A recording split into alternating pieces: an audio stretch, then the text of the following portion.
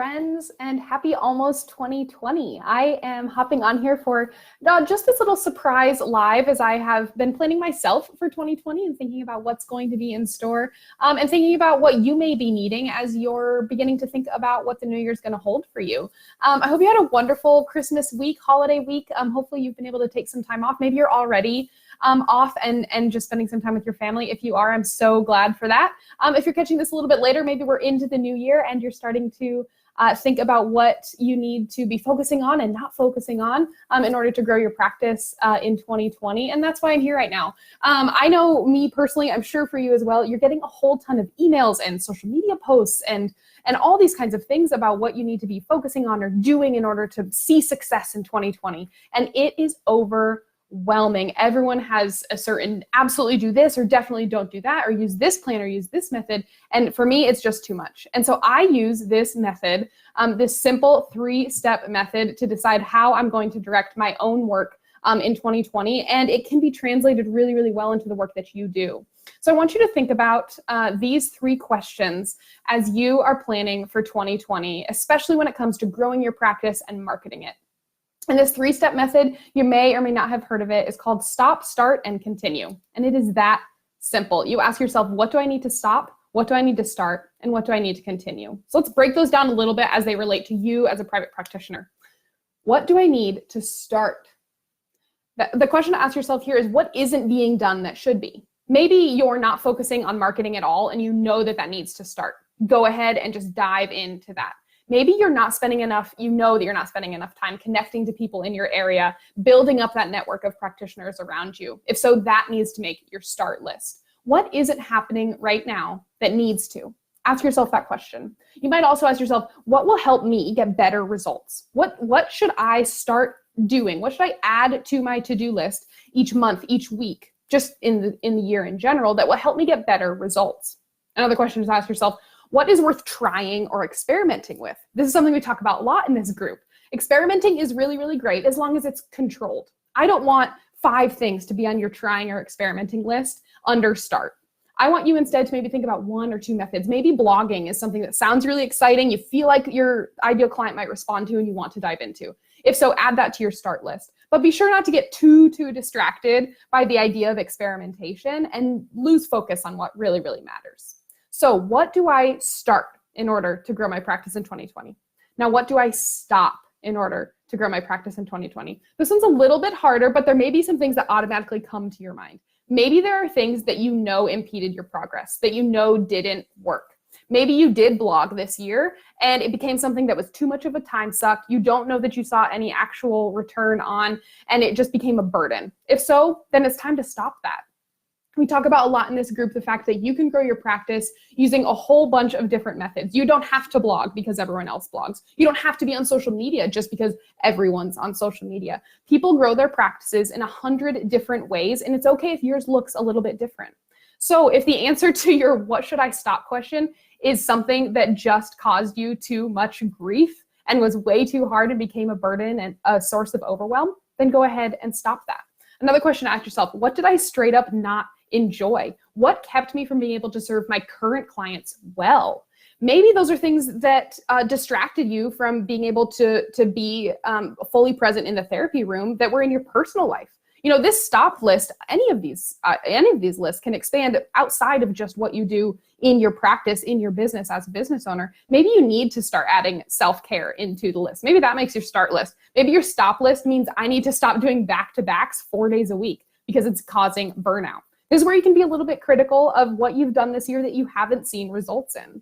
And of course, what just didn't work? One of the first questions I ask new clients of mine is, how many clients are you seeing? How many clients would you like to see? And where do your existing clients come from? When you look at your caseload and you ask yourself, where did my existing clients come from? If there's a source, 1 or 2 marketing methods that didn't result in any clients for you, that could be a sign that you need to stop them. Now, it could also be a sign that you need to continue them, but you need to optimize them. So let's head over into continue. So this is the last one. What do I need to continue in my practice? Of course, you're here doing something. You're either getting ready to start a practice, you're trying to take your practice to the next level, you're navigating what it means to be a new private practitioner in just the first year of your practice. You're doing something already to grow your practice. You're already networking. You're already working on a website. You're already on Psychology Today, whatever that is. Now, what do you need to continue to keep seeing results, to keep getting traction, and to ultimately keep growing? Of course, the first question, what's working well? When you ask yourself, where are my existing clients come from? And you list off Psychology Today and networking with other professionals, you know those things have to continue. So of course, wherever your existing clients are coming from needs to keep happening. If it is a source of big overwhelm for you, but you are seeing results, then maybe you need to think about changing how you attack that. Maybe it's time to bring someone on to help you with your blog posts because you know blogging's working, but it's not giving you, it's causing you too much grief and overwhelm through the week. So think about what's working and what do I need to adjust in order to continue it. Another question to ask yourself, what worked but could work better? You probably have a website. I hope you have a website because that is something we talk about over and over and over in this group, the power of a good website. But are you not seeing clients from your website? Are you not getting clients and phone calls when they land on your site, they navigate to your about page, they learn about what you do? Are you not getting calls? Are you on Psychology Today and paying $30 a month, but never getting a phone call or an email through that source? If so, that doesn't necessarily mean you need to stop them. Maybe you need to continue them. You just need to give them more attention. So ask yourself, what worked, but could work better for me? What do I need to do in order to make it work better? And of course, what do you really like?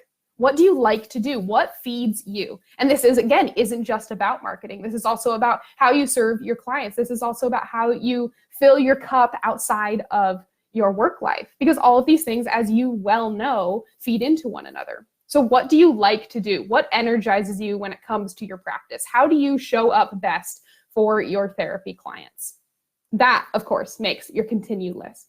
Now, as you're thinking about these 3 questions, we've just gone over them in the last 7 minutes. This does not have to be this massive exercise. It can be a list that you make with maybe an hour of your time, maybe even just 30 minutes where you start thinking about what it is that your practice needs in 2020, and then just keep it there on your desk. Keep it in a Google Doc that stays open in a tab on your website that you can revisit.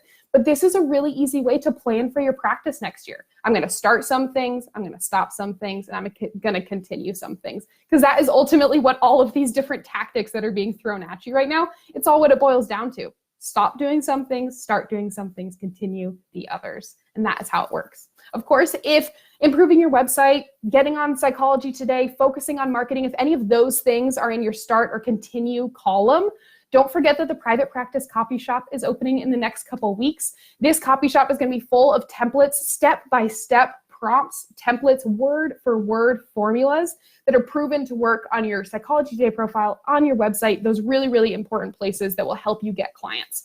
You can join the waitlist, and by joining the waitlist, you'll get an exclusive discount just for signing up when the shop launches. I'll go ahead and drop the link into the comment box if you're not yet on the waitlist. It's walkerstrategyco.com/coming-soon.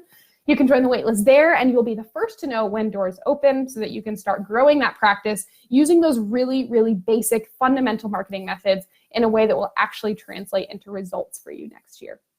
I will be back later this week with a true marketing advice Monday, but it'll be a marketing advice Thursday or Friday to talk about one of the really exciting methods that I like to use in my own business as I grow it and what that can mean for you. So do keep an eye out for that event invite this week. I hope you have a wonderful New Year's Eve. Hopefully you're going out and celebrating, staying up till midnight, or maybe going to bed early. No judgment if that's the case. But I will talk to you in the new year. I am rooting for you, and I know you can see the success that you deserve. Talk to you soon.